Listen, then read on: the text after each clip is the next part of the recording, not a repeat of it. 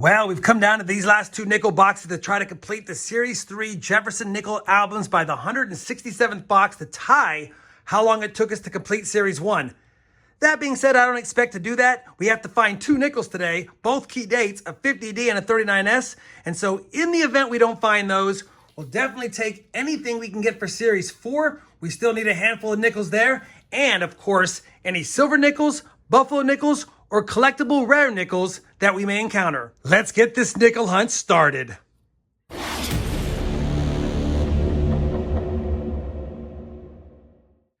Hey everyone, it's Rob Finds Treasure. Welcome back to the channel. We've got a 2-box nickel hunt in our quest to slot more nickels in our Jefferson nickel albums, which I'll give you guys a look at these albums at the end of the hunt when we compare today's finds to see if we have any upgrades and or additions. Finally, before we open the boxes, just a quick note. This is a sponsored video, so after we've completed the 2-box hunt, at the end of the video, we'll have some information about today's sponsor.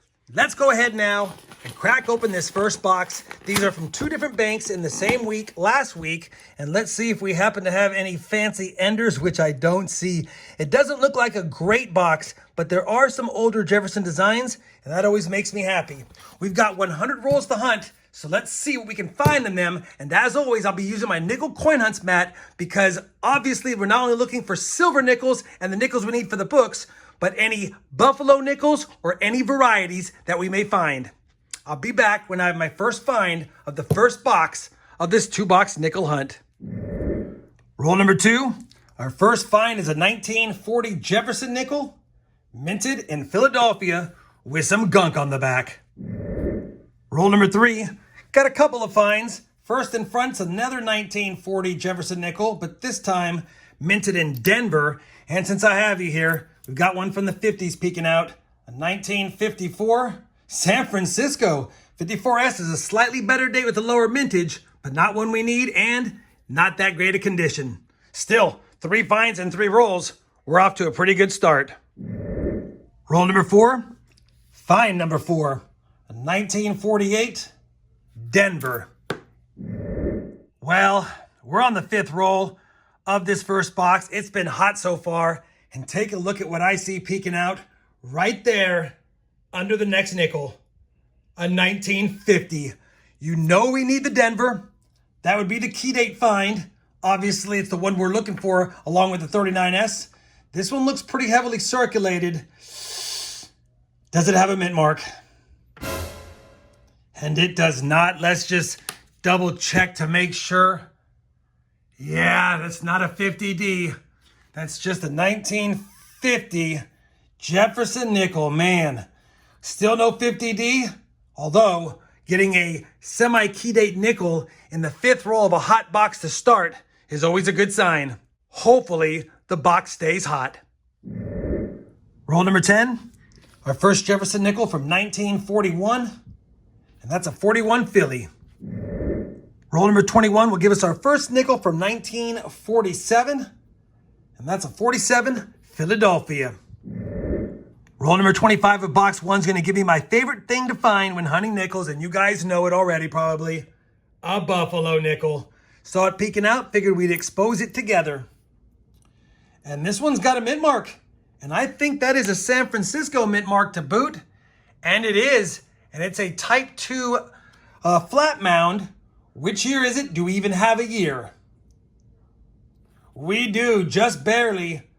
1920S. I'll take that. Not a better date necessarily, but San Francisco minted nonetheless, and a legible date. 104-year-old buffalo nickel pulled from circulation. That's the best find so far other than 1950, of course. And we're only halfway done with the box, and it's producing like crazy. We're on the very next roll, and I can't believe this. This has happened, I think, one other time in my history of hunting nickels. But roll 26 is going to give us another 1950 Jefferson nickel. I could already see it peeking out. And yeah, is it likely to have two 50Ps in the same box? Or do we have a 50P and now a 50D? Let's take a look at it. It looks slightly better than the last one. Is there a Denver mint mark? And there's not. Another 1950 Philly, two 50Ps in the same box. I'll take it though. Wow, this is a really good box so far. We have only one or two now semi-key dates. No key dates yet. Will we find one in the last 24 rolls of box one? Let's hope so. Roll number 32. Another nice Jefferson nickel from 1941. That's a 41 Denver. It's in pretty decent shape, although it has a little bit of gunk on it. We'll definitely take it. Could be an upgrader for one of the albums. Roll number 38 of the first box, and I think we have our first silver nickel just splashed out the roll. That looks pretty suspicious there. Let's take a peek. Oh, and it is Philadelphia minted. What year is it? 1944 Philly. I don't think we need this one either for any of the books, but we'll have to take a peek to see if I can use it for the Series 4 book. Either way, it's our first silver nickel to go along with a Buffalo and a couple of semi-key dates. 12 rolls plus this to go. Very next roll, roll 39, just splashed it out, and take a look at this. Another Buffalo nickel right there. Looks like it's dateless this time. I might be able to get a date on that. Let's see if it's just a Philadelphia minted nickel though. No mint mark there. Do we see the date or do I need, oh, there it is, easy to see now. 1927 Philly. We'll take that. Two dated Buffalo nickels, a silver nickel, a couple of 1950 nickels. We even got an 09D with a lower mint. We still got 11 rolls plus this to go. Let's get back after it. Roll 44, and it's already given us a 1954 S. Another better date, but along with that came a 1940 Philadelphia. Man, that board is filling up. Well, we're on roll 50 of this box, and this is definitely a beautiful find right here. Just laid out the roll. Thought we had another damaged nickel. We've been having a few damaged nickels lately. So I just slid down the nickel in front, and look what I see there. That, my friends, is a Liberty Head V nickel right here. And it has great detail. Holy cow. It is blackened, unfortunately, but that's great detail. What year is this going to be? 1899. 1899 Liberty Head V nickel. Unbelievable. We got the trifecta: silver, V nickel, Buffaloes, and yeah, what a great box so far. It looks like a miniature collection dump. Here's another older one. Just cherry picked it. 1947. 1947 Denver. Holy cow. All right. I'll be back with another find or recap of this great first box. All right, that's going to do for the first box of this two-box hunt. Holy cow, 26 finds on the board. You've seen the Buffaloes, the silver, the V-nickel. We have the two 1950 Phillies, unfortunately, and a couple of 54Ss along with the 53S. So definitely some decent dates in there and a nice assortment of finds. I'm too excited to sit here and stare at the board. I want to crack open the cousin box, if you will. Same week, different bank, but only a few miles away. And let's see if we can get lucky. There are some more of these damaged nickels, but I don't see any fancy schmancy enders, although looks like a nice assortment of older Jeffersons yet again.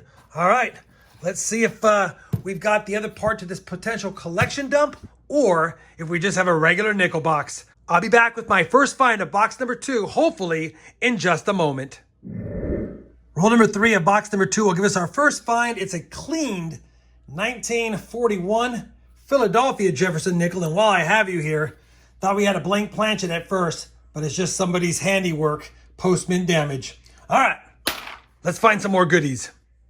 Same roll, another find, another 1941 Philadelphia. Roll number 6 of box number 2, yet another 1941 Philadelphia Jefferson nickel.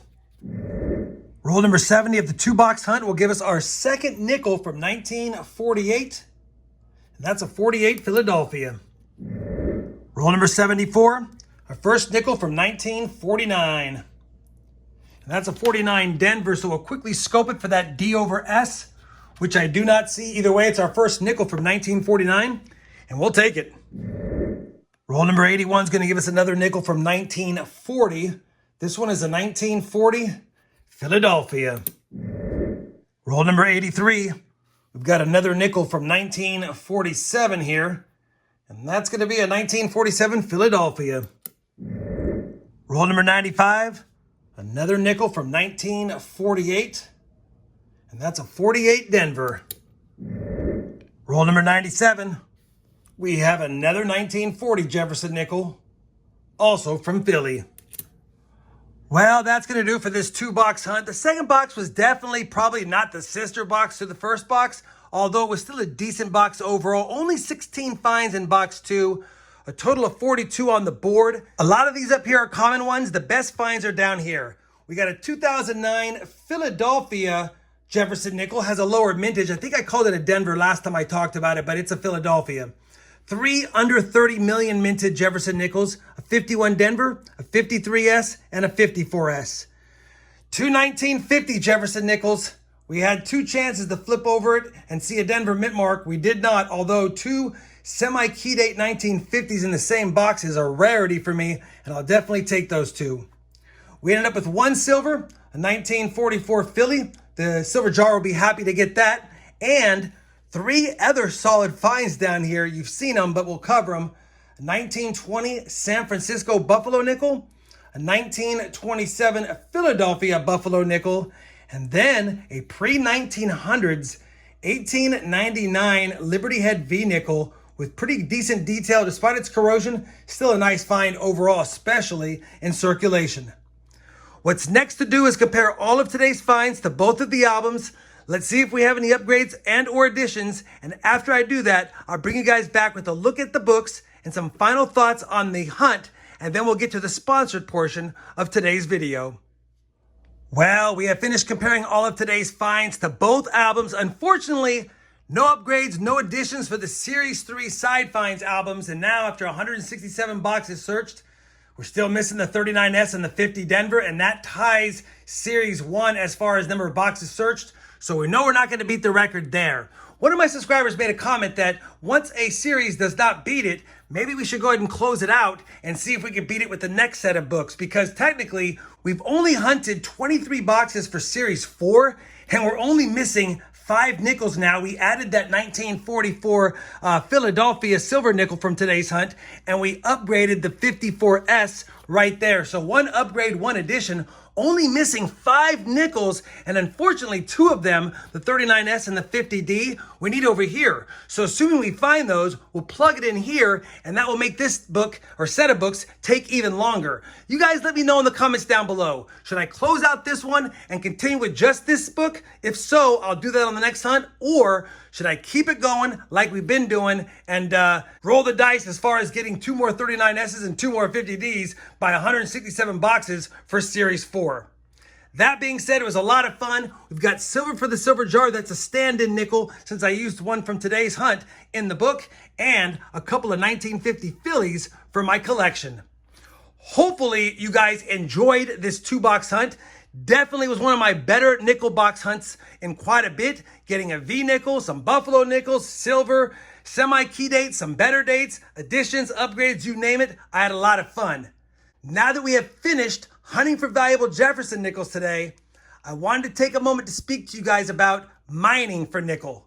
And for that, I'd like to thank today's sponsor, Alaska Energy Metals.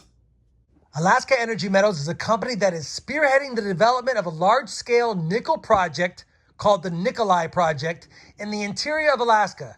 It's aiming to supply essential strategic metals required to secure America's energy future and drive the energy revolution.